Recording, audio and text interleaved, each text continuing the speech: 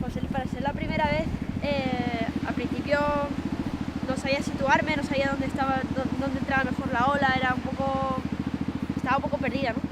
Luego me he ido encontrando, me he ido fijando en los windsurf en Olivia, que estaba también con el kite, y era como que más, o sea, ya encontraba mi posición y empecé a coger mejores olas, me metía más dentro de la sección crítica, y guay, la verdad que me lo pasé súper bien y es como, ahora quiero ir otra vez, en plan, quiero ir otra vez más grande y hacerlo mejor y más preparada.